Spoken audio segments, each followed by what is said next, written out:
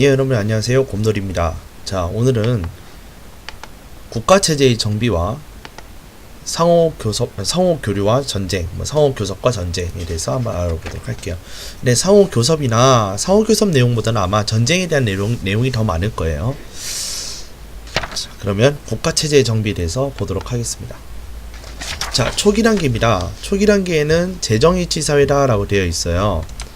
자, 재정일치사회가 어떻게 이루어지게 되었느냐, 간단하게 제가 과정에 대해서 말씀드려보도록 할게요. 이 당시에는 왕권이라는 것이 굉장히 미약했어요. 자, 그리고 통치체제라는 것이 제대로 갖춰지지 않았기 때문에 통치체제가 제대로 갖춰져 있지 않았다. 즉, 미비하다라고 우리가 얘기할 수 있겠어요. 왕권이 미약하고 통치체제가 미비하다. 그래서 이 당시의 왕은 재정일치의 형태를 빌려서 왕권을 강화시킬 수밖에 없었다라고 여러분들이 보시면 되겠어요.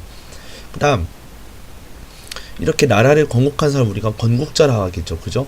이 건국자에게 신격을 부여를 해요. 네. 그래서 소위 말해서 이 사람을 가지고 이제 신화를 만들기 시작하죠. 건국 신화를 만들기 시작합니다. 그렇게 해서 이 건국자에게 항상 무엇을 하느냐, 건국자를 이제 신격화 시켰으니까 신일 거 아니에요. 그죠? 그래서 이후의 왕들은 이 건국자에게 제사를 지내게 되는 것이죠. 그래서 이 제사에 사용되는 재료가 뭐예요? 청동기가 되는 것입니다. 대표적인 것이 제사도구, 즉 제기가 되는 것이죠. 자, 이런 과정으로 왕권이 형성이 되더라 라고 보시면 되겠습니다. 그래서 뭐 건국신화 같은 건국자를 신성시한다. 그러니까 우리가 뭐 쉽게 얘기하면 뭐 주몽신화라든지, 그죠? 뭐 또는 뭐 신라를 세운 뭐 박혁거세 라든지, 또는 우리가 가야에 보면 지금 제가 한국사를 예를 들어 드리는 거예요. 가야에 뭐 김소로 왕이라든지 이제 등등등 있죠. 이제 요런 그런 신화 같은 것들, 이제 그렇게 볼 수가 있게 되는 것이죠.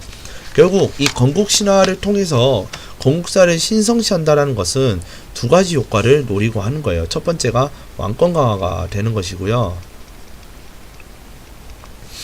두 번째가 국가의 위기가 터졌을 때 이 건국자 신들이 우리를 도와주실 거야. 아니면 이제 국가 위기를 극복하는 데 있어서 이러한 건국 신화를 가지고 많이 이제 사용을 하더라. 이렇게 참조하시면 되겠습니다.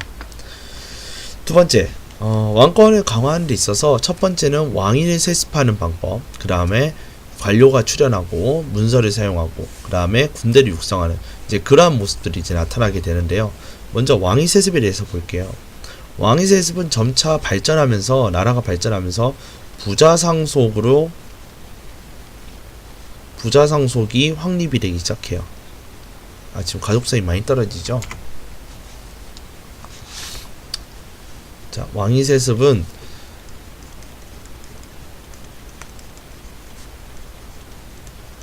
나라가 발전하면서 부자상속으로 확립이 되어 갑니다. 이 왕위 세습 형태가요.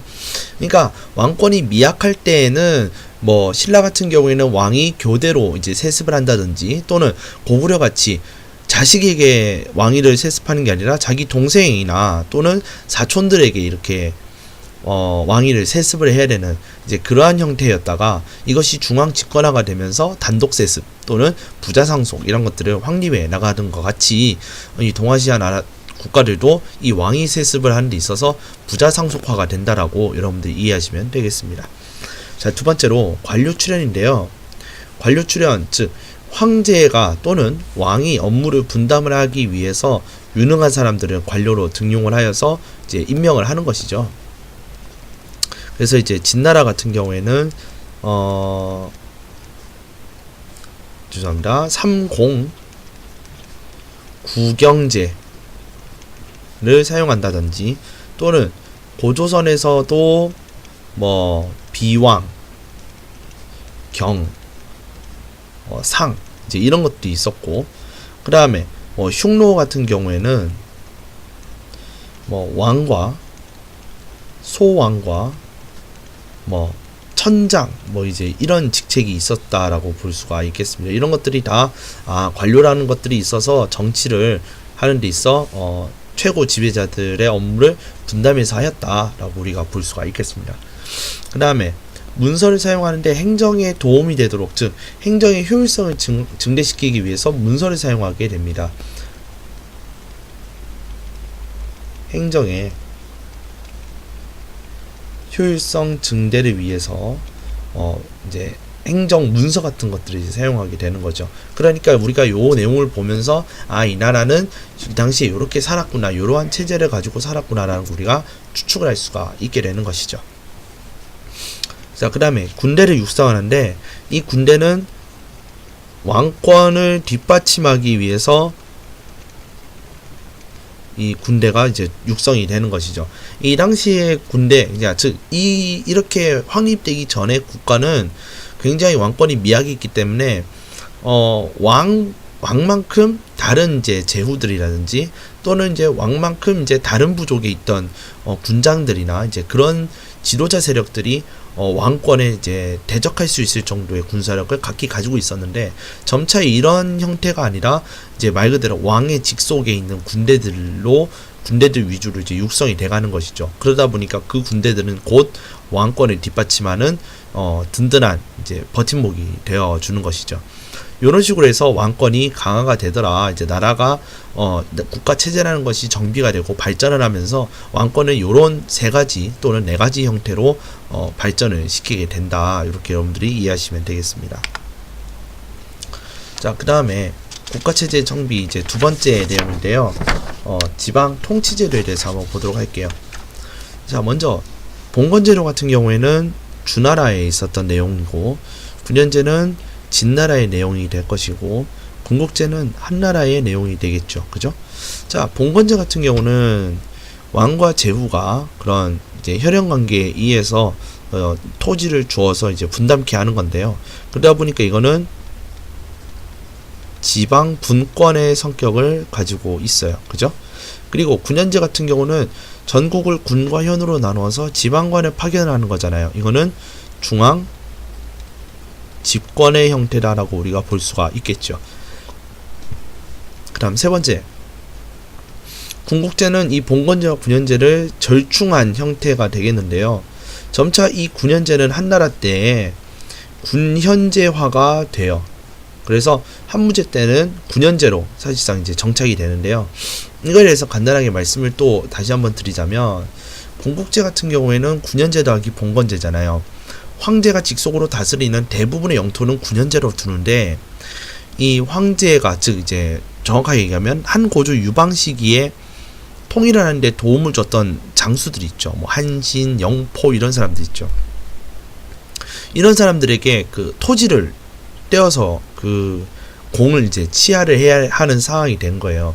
그래서 그들에게 이제 왕이라는 자기를 내리면서, 이제 황제 밑에 왕으로 자기를 내리면서 땅을 따로 떼어줘서, 특히 이제 변방의 땅들 떼어줘서 거기를 다스리도록 하는 것이 바로 봉건제적인 성격도 같이 가지고 있는 그런 군국제의 성격인데요.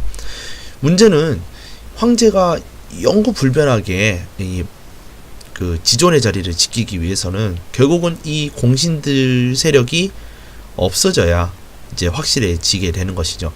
그러다 보니까 통일 전쟁을 하는 데 있어서 공이 많이 세웠던 한신이나 이런 영포 같은 사람들은 이제 한고조 유방의 그런 계략에 다들 이제 넘어가면서 이제 죽게 돼요. 사실상 이제 공신들에 대한 이제 보상을 하나씩 빼앗아 와서 그 땅까지 전부 뭐 어떻게 만드느냐, 전부 다 군현제에 편입을 시켜서 지방관들을 이제 보내게 되는 거죠. 그렇게 공신 세력들을 거의 다 제거를 한 다음에 이렇게 군현제로 확실하게 이제 정착을 하게 되는 것이죠. 이렇게 하면 이제 지방 통치제에 대한 이제 설명은 끝난 것 같고요. 그다음 두 번째, 법질서 확립인데요. 자, 진나라의 법, 이제 법가사상가들에 의해서 만들어진 엄격한 법과 고조선의 8조법에 대한 이제 내용, 이런 것이 바로 이 당시에 이제 나라들이 법질서를 확립을 했구나, 이렇게 우리가 볼 수 있는 좋은 예시가 되겠습니다. 자, 이제 상호교류와 전쟁인데요. 자, 상호교류에 대한 내용은 사실 별로 없고, 이제 전쟁에 대한 내용이 굉장히 많은데요. 한무제 같은 경우에는 워낙 쳐들어가는 곳도 많고 전쟁을 많이 벌였기 때문에 죽어서 얻은 시효가 바로 무제가 되겠습니다.